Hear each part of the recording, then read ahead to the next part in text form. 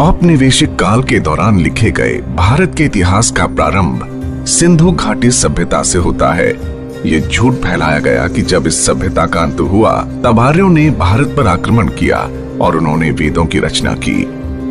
आधुनिक इतिहासकारों और पुरातत्वविदों का प्रतिपादन है कि हमारे पास 500 ईसा पूर्व से पहले का कोई भी सही कालानुक्रमिक इतिहास नहीं है। लेकिन वास्तव में पुरातात्विक, पुरातन खगोलीय और साहित्यिक साक्ष्यों पर आधारित उन्नत शोध से पता चलता है कि होलोसीन से लेकर भारत का निरंतर कालानुक्रमिक इतिहास है। हम भारतीय गर्व से इसको इतिहास कहते हैं। इतिहास शब्द इति, ह और आस के रूप में विभाजित होता है, जिसका अर्थ होता है कि ऐसा वस्तुतः हुआ था। वैदिक, उत्तर वैदिक ग्रंथ इतिहास और पुराण इतिहास को दर्ज करते हैं।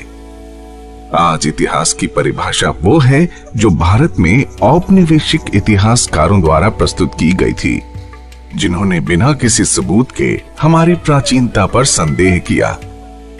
उससे बहुत पहले हमारे ऋषियों ने कालानुक्रमिक इतिहास और वंशावलियों को दर्ज किया ताकि भविष्य की पीढ़ियों को इसे सीखने से लाभ मिल सके। आइए हम वैज्ञानिक रूप से हमारे कालानुक्रमिक इतिहास की प्राचीनता का अन्वेषण करते हैं। ये कहना बहुत मुश्किल है कि भारतीय प्रायद्वीप में मानव जाति किस समय बसी थी, लेकिन इंडोनेशिया के सुमात्रा में स्थित टोबा ज्वालामुखी के विनाशकारी विस्फोट ने 75,000 साल पहले भारतीय भूभाग से मनुष्यों, वनस्पतियों और सभी जीवों का विनाश कर दिया था। टोबा के विनाशकारी विस्फोट ने पूरे भारत में लगभग 15 सेंटीमीटर मोटी राख की परत जमा कर दी थी।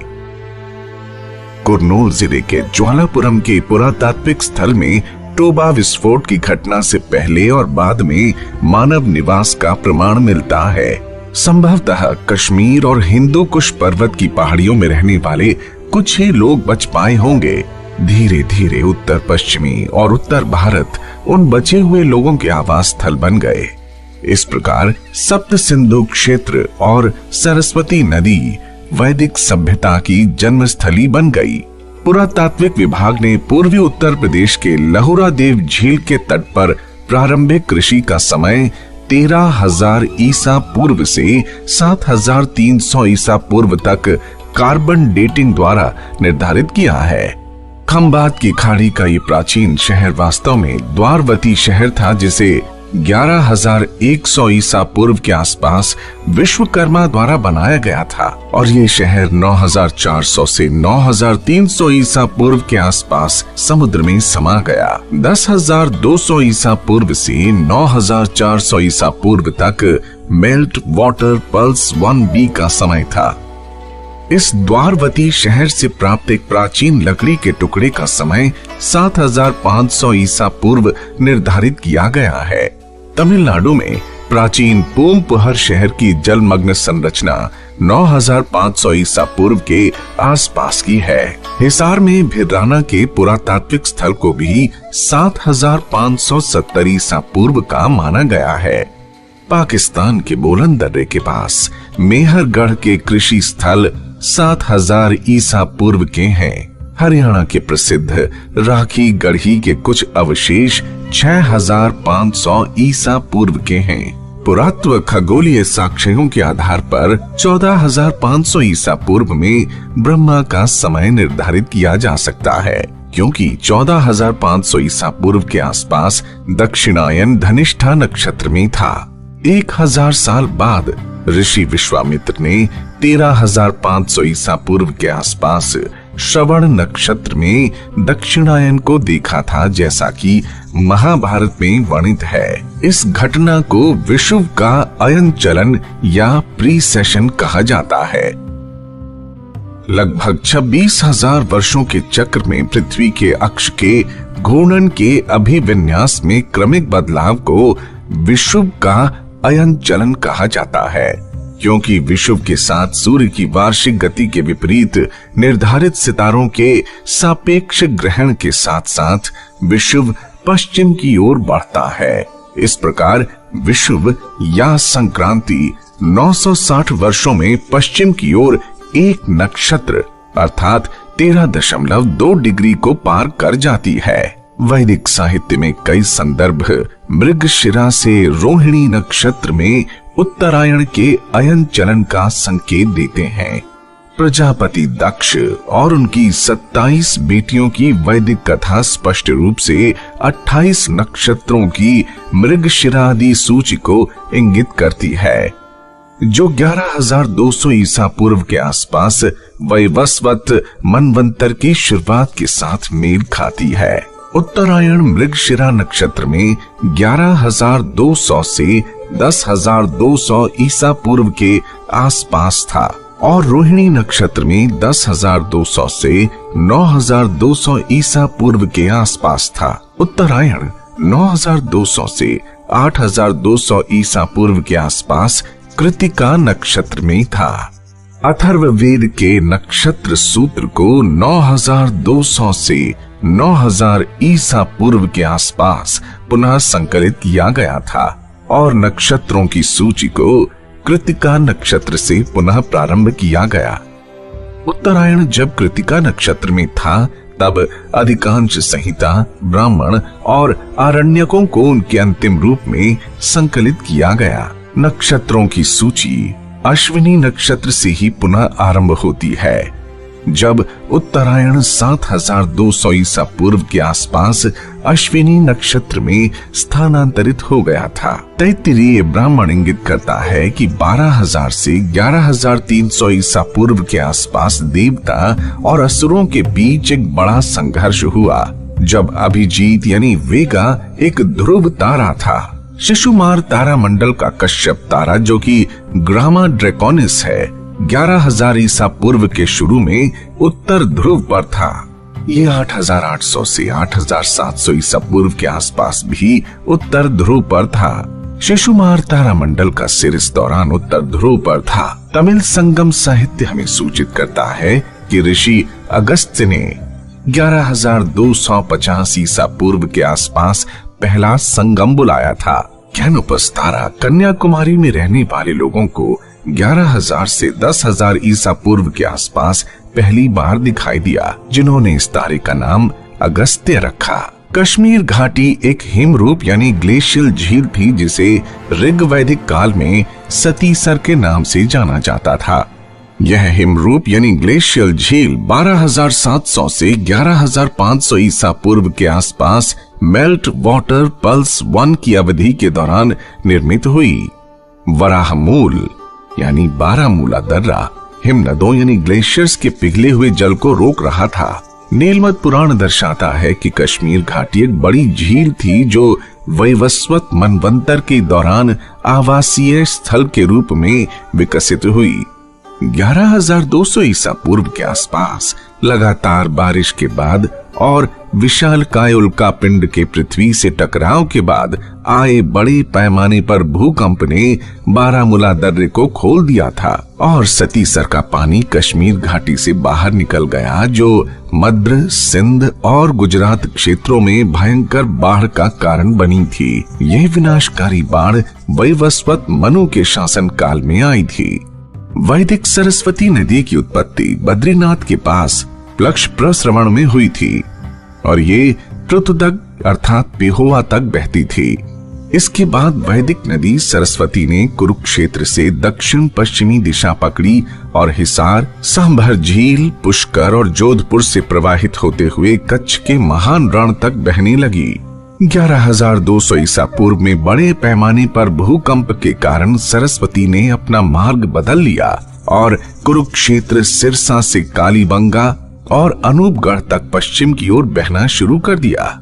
सतलज, यमुना और दृष्टवती सरस्वती की प्रमुख सहायक नदियां थीं। सतलज ने लगभग 14,500 से 13,000 ईसा पूर्व अपना मार्ग बदल लिया।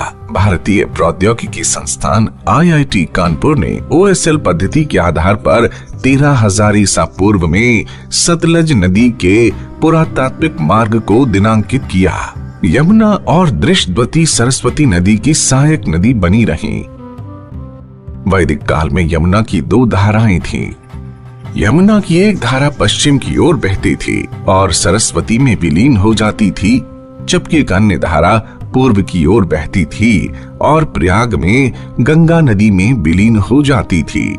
सीमांत रूप से यमुना की Y1 पुरातात्विक धारा, जो कि सरस्वती की एक सहायक नदी थी, ने 11,200 ईसा पूर्व के आसपास अपनी दिशा बदल दी थी। ऐसा प्रतीत होता है कि यमुना में सरस्वती सत्र के अवभृत अनुष्ठान को सरस्वती और यमुना के विलुप्त संगम के स्मरण के लिए प्रस्तुत किया गया होगा। समुद्र शास्त्रीय अध्ययनों के अनुसार लगभग 10,000 से 9,500 वर्ष पहले 500 वर्षों में समुद्र का स्तर अचानक 28 मीटर बढ़ गया था। 10,000 से 9,500 ईसा पूर्व के इस त्वरित समुद्र स्तर को मेल्ट वाटर पल्स 1B का नाम दिया गया है। इस बात की अत्यधिक संभावना है कि मेल्ट वाटर 1B के अंत में कैम्बे की खाड़ी में द्वारावती शहर 9,400 से 9,300 ईसा पूर्व के आसपास समुद्र में समा गया था। संभवतः द्वारावती शहर के क्षेत्र को पूरी तरह से डूबने में कम से कम 1,500 साल लग गए। इस प्रकार खंबात की खाड़ी में डूबे हुए शहर के क्षेत्र में पाया गया लकड़ी का वो टुकड़ा 8,000 से 7,500 ईसा पूर्व के आसपास डूबा था। मयासुर ने कृतयुग के अंत में सूर्य सिद्धांत लिखा था, जब चैत्र शुक्ल प्रतिपदा की तिथि के दिन मेष राशि में सूर्य, चंद्रमा और सभी 5 ग्रह बड़े संयोग में थे। कंप्यूटर सिमुलेशंस निर्णायक रूप से सूर्य सिद्धांत की तिथि 22 फरवरी 6,778 ईसा पूर्व रविवार को स्थापित करते हैं। सप्ताह की अवधारणा 12 साल का जोवियन चक्र, 60 साल का चक्र, 1200 वर्षों का युग, 2700 वर्षों का सप्तर्षि चक्र 6,777 ईसा पूर्व में प्रस्तुत किया गया था। इस प्रकार हम त्रेता युग की अवधि 6,777 से 5,577 ईसा पूर्व के आसपास और द्वापर युग की अवधि 5,577 से 3,177 ईसा पूर्व के आसपास तय कर सकते हैं। ये परंपरागत रूप से दर्ज है कि राम का जन्म त्रेता युग की अंतिम शताब्दी में हुआ था। इस प्रकार श्री राम का जन्म 3 फरवरी 5,674 ईसा पूर्व पुनर्वसु नक्षत्र में हुआ था, जब शनि उच्च पर था। रामायण में लक्ष्मण ने मूल नक्षत्र में एक धूमकेतु और एक ग्रह की स्थिति का वर्णन किया है। जब वानर सेना लंका की ओर कूच करने के लिए तैयार थी, ये खगोलीय अवलोकन सत्यापन योग्य है। शुक्र ग्रह 22 अगस्त से 3 सितंबर तक 5,635 ईसा पूर्व के आसपास मूल नक्षत्र में था और हेली धूमकेतु ने भी 23 अगस्त 5,635 ईसा पूर्व में मूल नक्षत्र में प्रवेश किया था। 23 अगस्त 5,635 ईसा पूर्व हेली धूमकेतु का अपैरेंट मैग्नीट्यूड 2.14 था। ये 23 अगस्त और 23 सितंबर के बीच 5,635 ईसा पूर्व में सूर्यास्त के बाद नग्न आंखों को दिखाई दे रहा था, जो कि धीरे धीरे अदृश्य हो गया। होलोसीन के बाद के समुद्र स्तर वृद्धि के अध्ययन के अनुसार श्रीलंका कम से कम 6,200 ईसा पूर्व तक भारतीय प्रायद्वीप से जुड़ा था। अंतिम pulse melt water pulse 1C MWP 1C 6,200 से 5,600 ईसा पूर्व के आसपास घटित हुआ, जिससे 140 वर्षों से भी कम समय में समुद्र के जल स्तर में 6.5 मीटर की वृद्धि हुई।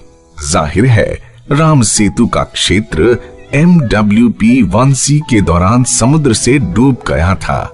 शायद नल ने राम सेतु के निर्माण के लिए जमीनी स्तर को अधिकतम 2 मीटर तक ऊंचा उठाया होगा। धनुषकोडी और तलाई मानर के बीच समुद्र जल स्तर मौजूदा स्तर से कम 14 मीटर नीचे होना चाहिए।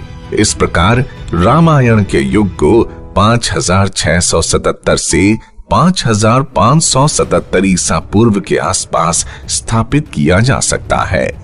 ऐहोल शिलालेख निर्णायक रूप से महाभारत युद्ध की तारीख को 3162 ईसा पूर्व में स्थापित करता है। वास्तव में भारतीय कालक्रम में जटिल समस्याएं भारतीय प्राचीन संवतों के प्रारंभ में गलत फहमी से उत्पन्न होती हैं। कुर्तकोटी ताम्रपत्र उत्तरी कर्नाटक में शक संवत 530 में अर्थात 9 मई 53 ईसा पूर्व में हुए संपूर्ण सूर्य ग्रहण को संदर्भित करता है, जो निर्णायक रूप से स्थापित करता है कि शक संवत 583 ईसा पूर्व में शुरू हुआ था और शकांत संवत 78 ईस्वी में शुरू हुआ था। इतिहासकारों ने गलती से इन दो संवतों को मिला दिया, जिसके कारण 660 वर्षों की कालानुक्रमिक त्रुटि हुई। तालगुंडा के प्राणेश्वर मंदिर में पाए गए 2 समकालीन तांबे के प्लेटों में से एक प्लेट को शक संवत में और दूसरे को शकांत संवत में दिनांकित किया गया है। 660 वर्षों की इस त्रुटि के अलावा बाद में जैन इतिहासकारों ने अनजाने में मौर्य राजा चंद्रगुप्त के साथ भद्रबाहु के एक शिष्य उज्जैन के राजा चंद्रगुप्त की पहचान की, जिसने महावीर को बुद्ध का समकालीन बनाया। वास्तव में बुद्ध ने महावीर निर्वाण के 675 वर्ष पहले निर्वाण प्राप्त किया था। पुराणों और बर्मा के शिलालेखों से स्पष्ट है कि बुद्ध ने 1864 ईसा पूर्व में निर्वाण प्राप्त किया था। लुम्बिनी में हाल की खुदाई और लुम्बिनी में बौद्ध तीर्थ स्थल के केंद्र में स्थित खंदक यानी ट्रेंच C5 से एकत्र किए गए रेडियो कार्बन के नमूने भी 1681 ईसा पूर्व की प्रारंभिक तिथि को दर्शाते हैं। इस प्रकार शक संवत और शकांत संवत के 2 अलग अलग इपॉक्स को एक मानने के कारण और भद्रबाहु के शिष्य चंद्रगुप्त की गलत पहचान के कारण बुद्ध निर्वाण की तिथि में 1380 वर्षों की कालानुक्रमिक त्रुटि आ गई है। वस्तुतः बुद्ध निर्वाण 1864 ईसा पूर्व में हुआ था, जो कि 6ठी शताब्दी ईसा पूर्व में आदि शंकराचार्य की पारंपरिक तिथि को सही ठहराती है। वेद वीर आर्य द्वारा किए गए संपूर्ण शोध कार्य को 2 पुस्तकों में प्रस्तुत किया गया है। The Chronology of India from Manu to Mahabharata, The Chronology of India from Mahabharata to Medieval Era। चूंकि बुद्ध निर्वाण की तिथि में परिवर्तन पूरे विश्व काल क्रम को प्रभावित करता है, इसलिए The Origin of the Christian Era, Fact or Fiction नामक तीसरी पुस्तक में पश्चिमी काल क्रम के मानकों पर चर्चा की गई है। वास्तव में यूरोपीय ईसाई विद्वानों ने स्वतंत्र रूप से बिना कोई प्रमाण प्रस्तुत किए 1 ईस्वी को ईसा मसीह के जन्म वर्ष के रूप में मान लिया। इसलिए इस पुस्तक में प्रमाणित किया गया है कि ईसाई संवत विश्व काल क्रम के मानक के रूप में स्थापित करने योग्य नहीं है। पश्चिमी कालक्रम को ऑगस्टस के समय तक ईसाई संवत के इपॉक का उल्लेख किए बिना ठीक करने की वास्तविक आवश्यकता है। बेबीलोन में प्राप्त वीनस टैबलेट स्वतंत्र रूप से खगोलीय साक्ष्य प्रस्तुत करता है, लेकिन दुर्भाग्य से विश्व इतिहासकार वीनस टैबलेट की सटीक तारीख को निर्धारित करने में पूर्ण रूप से विफल रहे। वर्तमान शोध कार्य औपचारिक रूप से दावा करता है कि वीनस टैबलेट की डेटिंग की पहेली को सफलतापूर्वक हल कर लिया गया है, जो कि पिछले 150 वर्षों से अनसुलझी थी। इस प्रकार 3 पुस्तकों में प्रस्तुत शोध कार्य न केवल भारत की कालानुक्रमिक समस्याओं का बल्कि विश्व काल क्रम का भी संपूर्ण समाधान प्रदान करता है। वास्तव में प्राचीन भारतीय साहित्य के पुरातन खगोलीय डेटा और खंबात की खाड़ी में द्वारावती के समुद्री पुरातात्विक स्थल निर्णायक रूप से ये इंगित करते हैं कि भारत में ऋषि ब्रह्मा और उनके पुत्र स्वयंभू मनु के समय से पिछले 16,500 वर्षों से एक सतत कालानुक्रमिक इतिहास है। प्राचीन भारतीय ऐतिहासिक परंपरा ने श्रम साध्य रूप से वंशावली कालक्रम को संरक्षित किया। लेकिन भारतीय कैलेंडर में समय समय पर बदलाव के कारण ऐतिहासिक कालक्रम कहीं भटक गया था।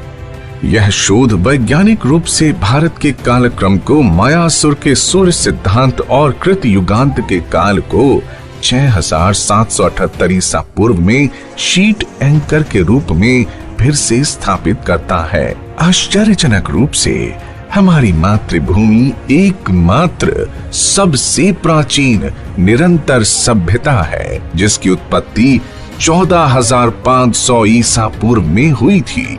आइए हम अपने गौरवशाली अतीत को पुनः जाने और पहचाने, क्योंकि एक राष्ट्र जो अपने इतिहास से विमुख हो जाता है वो इतिहास नहीं